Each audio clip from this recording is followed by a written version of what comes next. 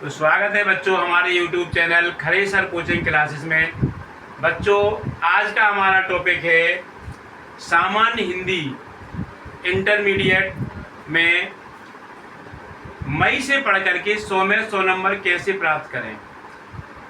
बच्चों कुछ बच्चे कहते हैं कि हिंदी में 100 नंबर लाना बड़ा मुश्किल होता है, लेकिन बच्चों ऐसा बिल्कुल भी नहीं है। यदि आप ढंग से सिलेबस पढ़ेंगे, जो आज हम आपके सामने सिलेबस लेकर के आए हुए हैं, पूरे हर क्वेश्चन के सामने पूरे नंबर होंगे। कौन सा क्वेश्चन कितने नंबर का आएगा उसको आपको बहुत अच्छी तरीके से समझना है, और समझते हुए आप पूरा वीडियो देखेंगे तो और बच्चों जो क्वेश्चन होता है वो कैसे लिखना है, कैसे आपको बोर्ड की कॉपी में लिखना है।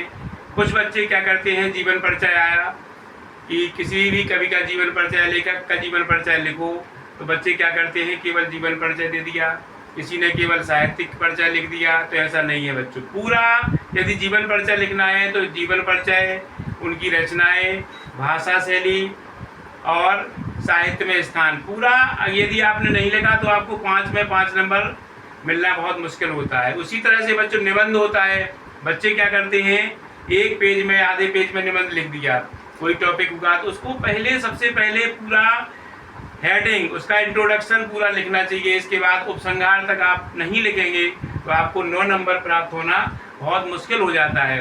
यदि आपने 2 पेज भर दिए, 3 पेज भर दिए तो आपको 4 या 5 नंबर एग्जामिनर दे देगा।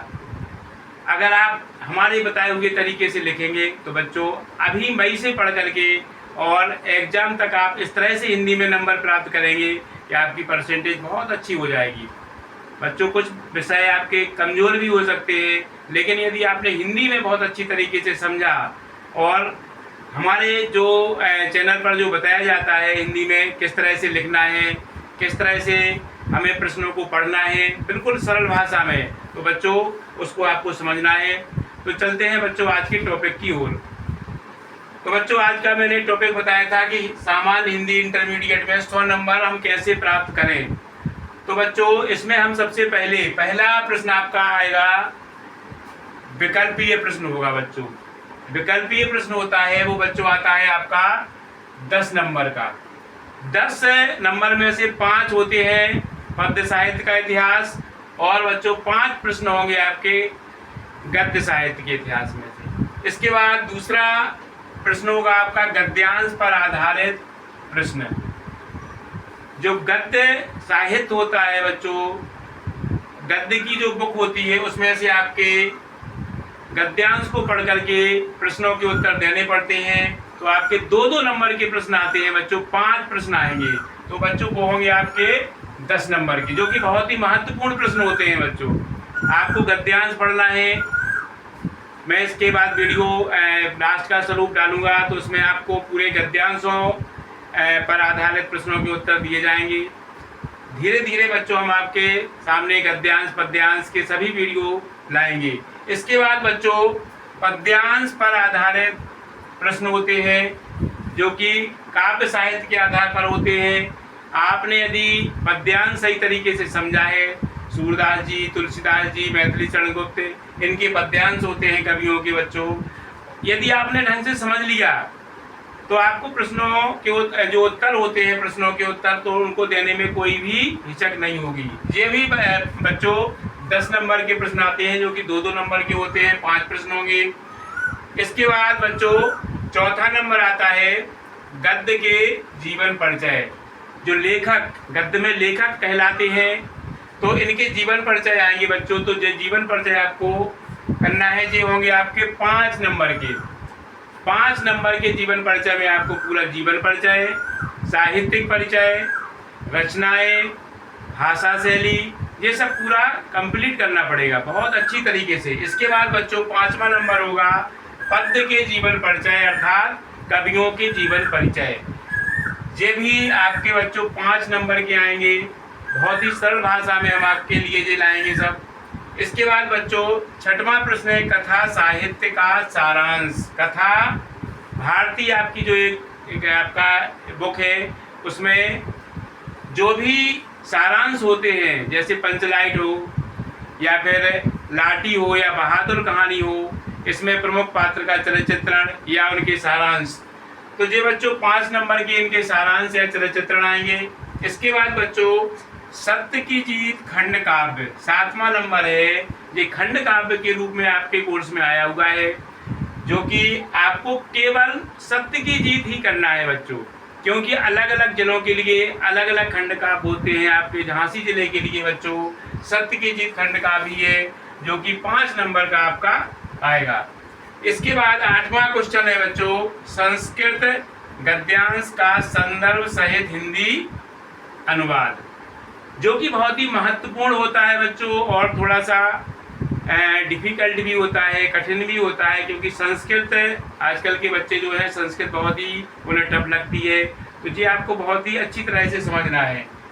तो इसमें 2 नंबर का बच्चों संदर्भ आएगा और 5 नंबर का आपका हिंदी अनुवाद आएगा। इसके बाद 9वां नंबर है बच्चों संस्कृत पद्यांश से संदर्भ सहित हिंदी अनुवाद। अब जो श्लोक होते हैं बच्चों संस्कृत की किताब में जो श्लोक हैं उसमें भी आपके 2 नंबर का संदर्भ आएगा और 5 नंबर की आपको उसका हिंदी में अनुवाद करना पड़ेगा। तो ये भी आपका 7 नंबर का होगा। इसके बाद बच्चों 10वां नंबर है मुहावरे एवं लोकोक्तियाँ। ये बच्चों आपका आएगा 2 नंबर का। मुहावरे लोकोक्तियाँ बहुत ही सरल भाषा में आपको बताएंगे इनका अर्थ और इनके वाक्य में प्रयोग करना।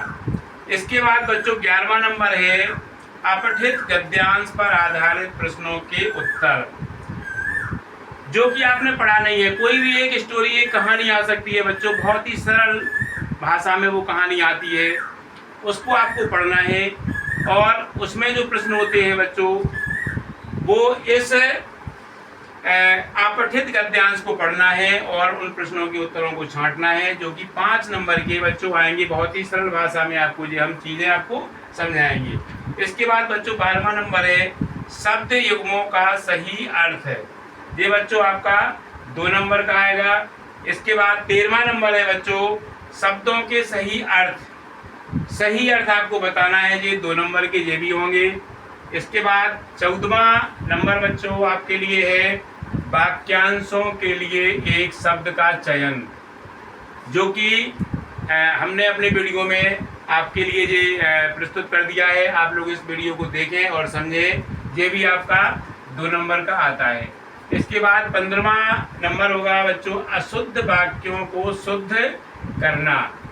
कुछ वाक्य अशुद्ध होते हैं उसको शुद्ध करके लिखना पड़ता है, ये भी 2 नंबर का आएगा। इसके बाद 16वां नंबर है बच्चों रस परिभाषा उदाहरण। जो रस होते हैं उनकी परिभाषा, जो आपके सिलेबस में है बच्चों रस हैं उनकी परिभाषा उदाहरण, ये सब 2 नंबर का आएगा। इसके बाद 17वां नंबर है अलंकार परिभाषा उदाहरण। ये भी बच्चों अलंकार 2 नंबर के आएंगे। इसके बाद है 18वां नंबर पर आएगा सोरठा छंद, इनकी परिभाषा एवं इनके उदाहरण, ये भी 2 नंबर का ही होगा। इसके बाद 19वां नंबर आपके लिए बच्चों है विभिन्न विषयों पर आवेदन पत्र।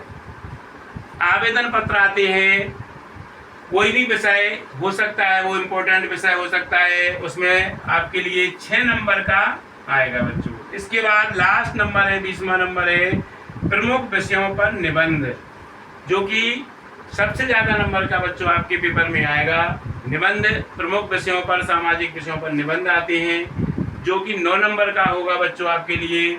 और इसको आपको बहुत ही अच्छी तरह इसको समझना है। इनकी हेडिंगों के ऊपर आपको ध्यान देना है, इसकी रूपरेखा आपको समझना है, प्रस्तावना से लेकर के उपसंहार तक आपको हेडिंग डालना है। इसके बाद आपको लिखना है। कुछ बच्चे क्या करते हैं कि सीधा निबंध 2-3 पेज में उन्होंने सीधा छाप दिया, लिख दिया, तो उसमें आपको 2 या 3-4 नंबर मिल जाते हैं, जबकि 9 नंबर बहुत ही महत्वपूर्ण होते हैं। तो बच्चों कैसा लगा आपको हमारा ये वीडियो? हमारे वीडियो को सब्सक्राइब करें, लाइक करें, कमेंट करें। धन्यवाद।